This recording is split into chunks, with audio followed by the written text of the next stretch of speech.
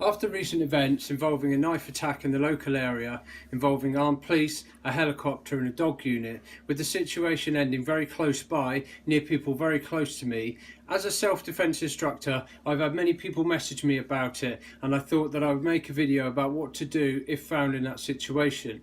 The answer to this is to keep your distance, and that has many meanings. Distancing yourself from situations where knife crime is more likely, and from people who are prone to violence or who show signs of disrespect for the law, involved in drug crime, or people who feel the need to act tough and fight in dishonourable ways, are best avoided completely. Knife crime is generally carried out by nasty people who don't care about others, or desperate people who have lost their moral compass. So if you are in one of those situations around those sorts of people, you are asking for trouble, and I would seriously start to think about your life choices. Some violent crime can be a crime of passion, and again, putting yourself in situations that may lead to other people feeling mentally hurt to the point where they lose self-control can lead to extreme behaviour. Distance from these types of scenarios is advised, but if you find yourself in a situation like this, then the way you handle it is often what determines the outcome.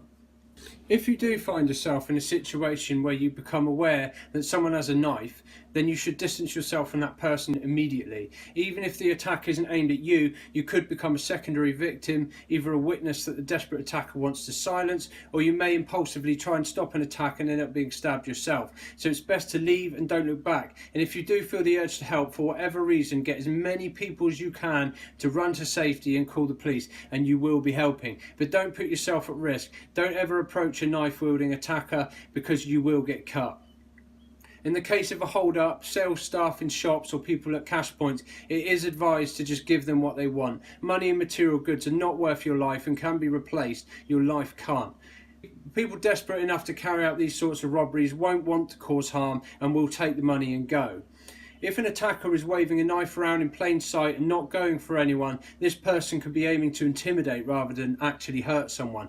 But there is still a massive risk of harm, so as much distance as possible is advised. Leaving the situation and getting to a place of safety and calling the police is ideal, but if not possible for whatever reason, do not get within range of the knife. Put whatever you can between you and that knife. Walk behind cars, get a stick and keep your distance as much as you possibly can. Being a hero can and will get you killed.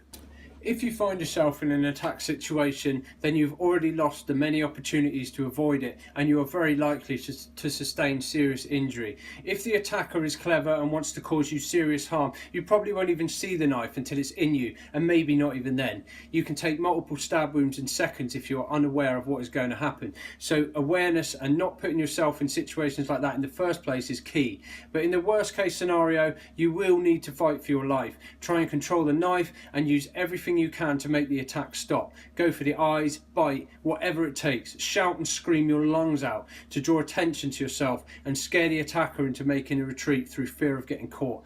But try your best to keep that knife from penetrating anymore until the attacker stops and runs and gives up and gets what he wants.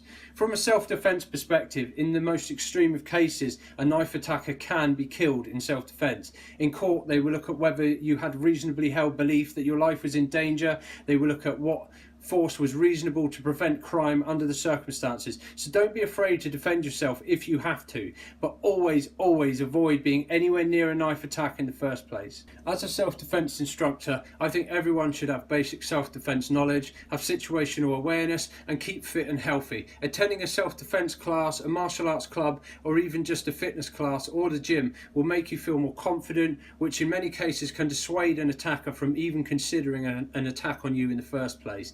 It's easy to react with fear and panic at times like this, but remember, 99% of the residents of Pennington and Lymington were never in any danger because they had the distance from the situation and were never involved.